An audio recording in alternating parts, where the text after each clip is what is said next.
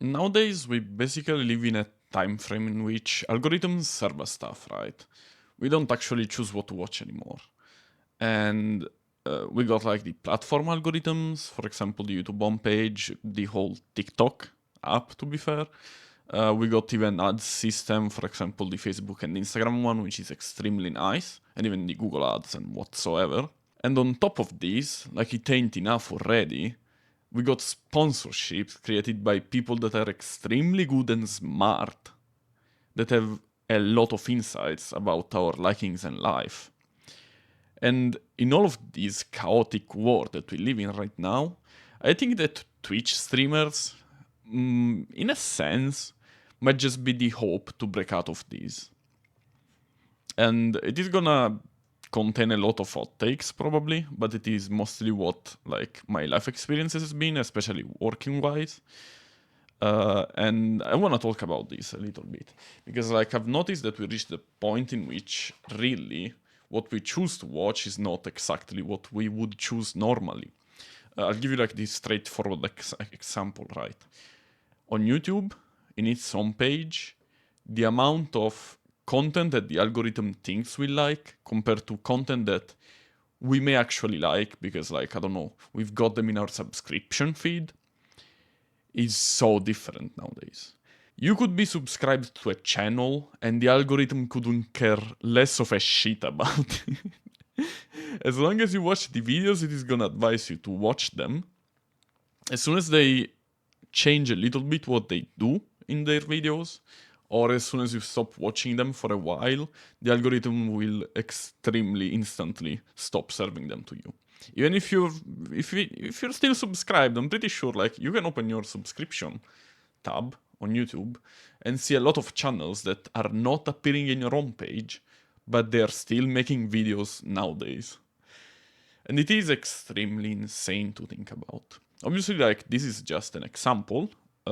TikTok probably would be even worse, and we're gonna dive a little bit deeper on the ads sense of things before going to why I think Twitch is actually like the good platform in that regard, even though it sounds kinda strange and insane considering it is Amazon, and they're obviously not like afraid of doing ads and whatsoever, like tracking their users. They still do it, don't get me wrong, but there's a specific reason for which I think they're the best ones in that regard. The least like evil ones, if we could say that. And I mean, I want to talk about this because I've been in this world for quite a while. And with this world, I mean, both as a web designer, because I was a web programmer back then, a marketer, because I've had to run quite a few marketing campaigns, both on Google Ads. YouTube ads, no, actually, but I did Google ads and Meta mostly, because back then TikTok was not even a thing, like it didn't exist. And other than that, I've been a let's say wannabe content creator because I never put that much thought about it, but most of it I worked as a content strategist. In that case, like it was an extremely thought and studied thing. Like it was extremely analytical as a job, and I've been worked as those three. Like I've basically seen every step of the way, right? Because I've seen it first as a user because I use those platforms, I like them. Then, as a programmer, I like watched the websites and how they worked. I'm not gonna say websites as good, like as famous as YouTube, Google, and like who knows what. But I can assure you, and we will talk about it. I've seen a shit ton of like end of the world kind of sci-fi stuff in there, and I've had to implement them and use them. And as a content strategist, I've had to like learn the various algorithms of the platforms, right? To see what works, what doesn't, and why.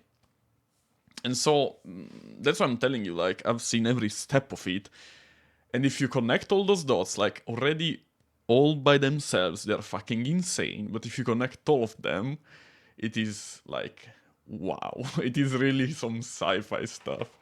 Like we're about to get cards in our dreams, you know, that kind of deal. And they would even work. So let's start talking about websites. Let's go like one by one. As it has been like my most old job, we could say. Not really, but let's fake it being like that. And I don't know if you've ever heard about something called the Facebook pixel, which is literally a single line of code that you copy paste from your Meta ads page. You put it in your website in a way that goes like in every single page. Like you cannot escape it as a user, okay? You literally cannot. And it tracks all the users that go on your website through that line of code.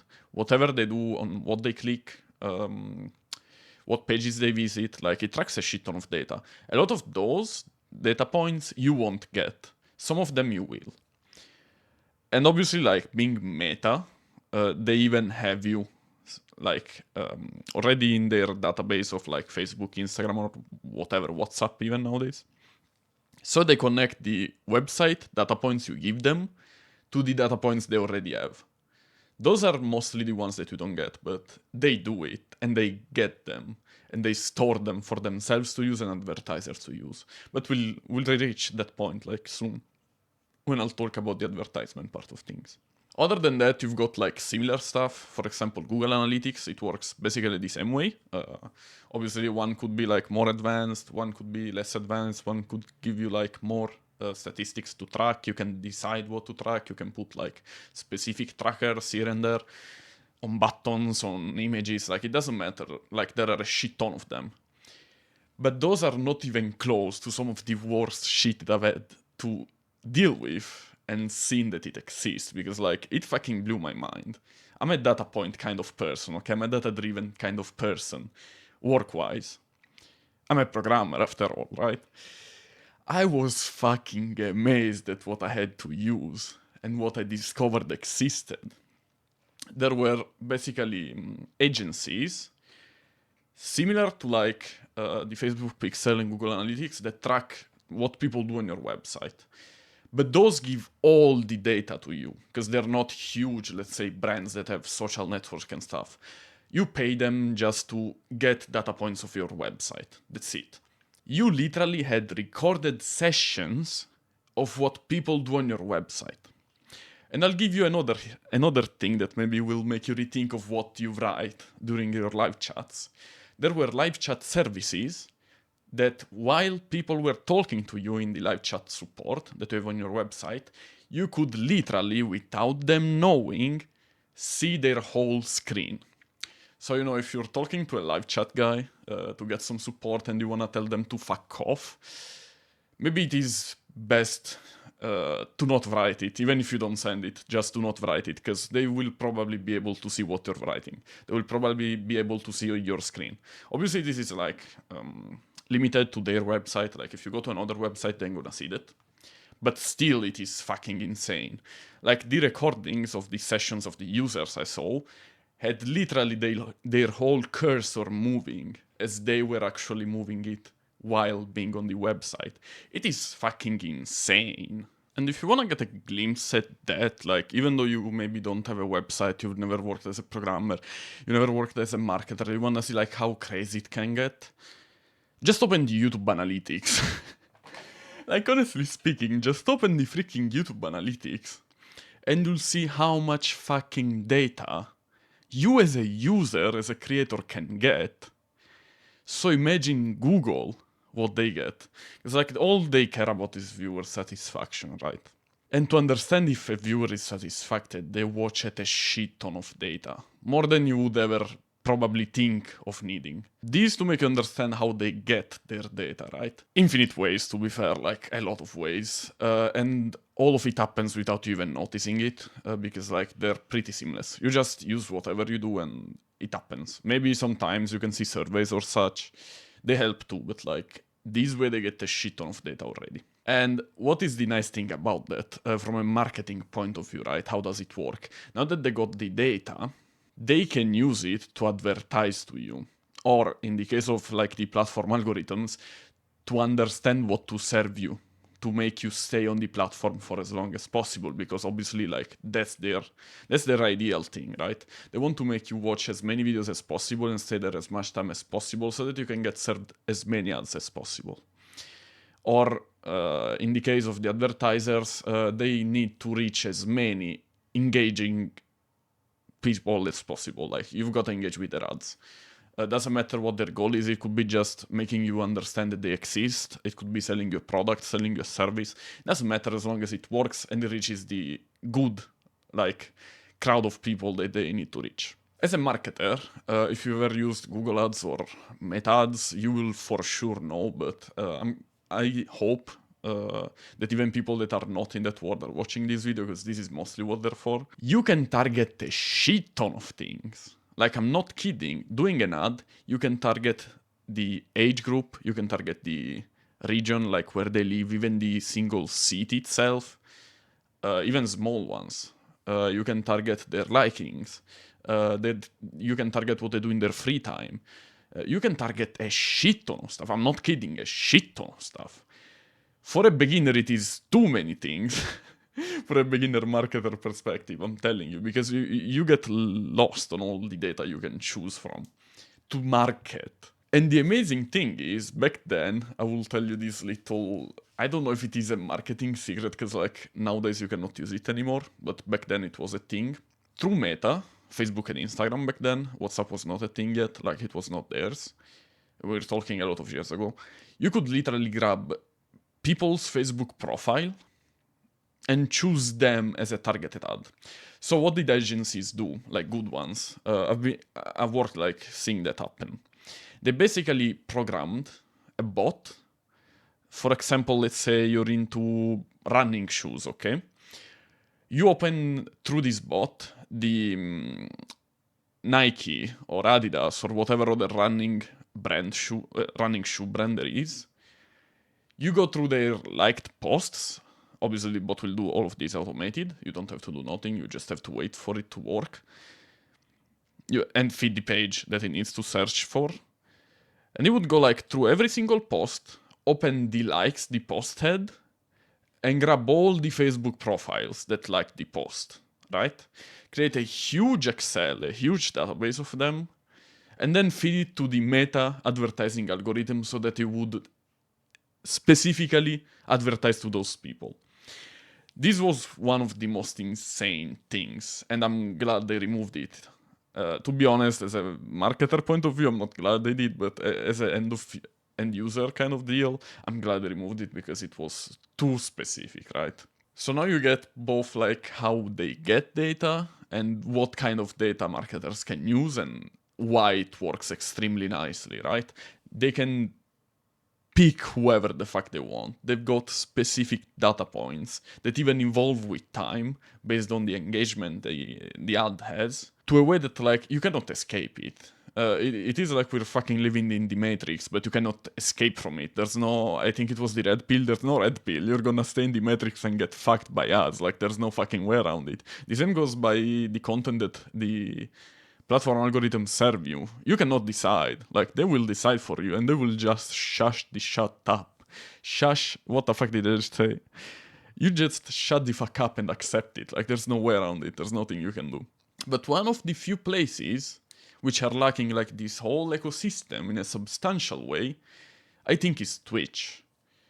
Not because they're saints. As I've said, they do track you to their best possibilities. They do serve ads to you. Like, they're not out of this world. They're still under Amazon anyways.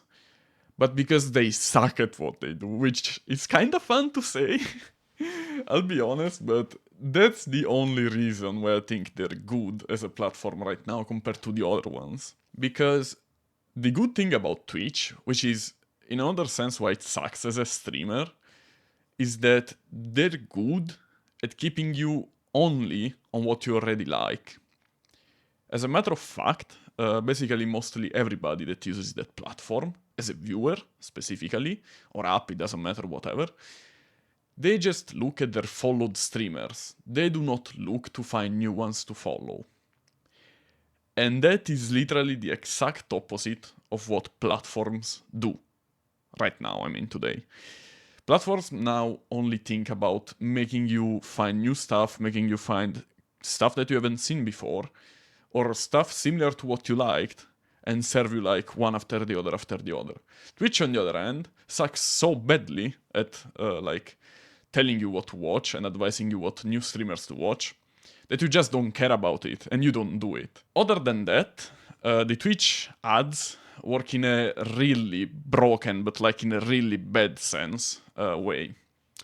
And when I say it, I freaking mean it. If you wanna deep dive into it, I advise you to watch some videos from Devin Nash. He's way better than me in that regard. He's worked way more in that sector, I think it is said in English. Sorry, I'm not good. It is not my first language. So go watch his videos, like if you wanna understand more why the Twitch ad sucks. Like, it doesn't have a real way to advertise to you, like, actually. And I'll add real quick, even as a streamer, why it sucks is because it does not have enough data points to advise you what streamer to watch.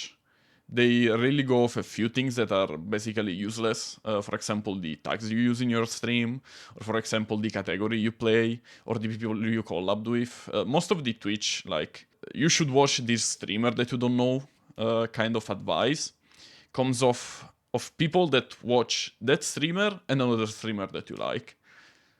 That's it. Like, I'm not even kidding. That's mostly it. And there's tags and categories and a few little things, but that's mostly it. If a lot of people that watch a streamer you like watch another streamer that exists on the platform, you probably will like them. That's the reasoning. Like, there's no age group, watch time, like, all of those things are really badly put inside the Twitch database, and they don't fucking work. This is the reason why I'm saying, like, Twitch is exactly what the other platforms are not right now, because they do not know how to get there, not because they're good. So basically, Twitch streamers indirectly are exactly what you want to watch and not what an algorithm tells you to watch, which is kinda insane. At least to me, I'll be honest, it is kinda insane. That's why I wanted to make this video. It is freaking blowing my mind off.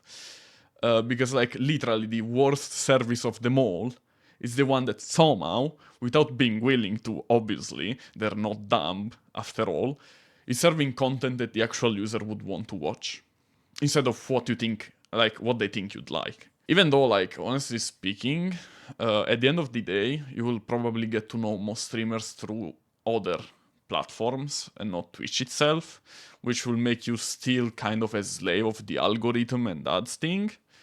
But still, like, it was too freaking insane to not talk about it. I'll be honest, I just wanted to. I don't give a shit. It is so funny to me. Maybe because I got all those perspectives, but, like, it sounds so dumb. And I love it.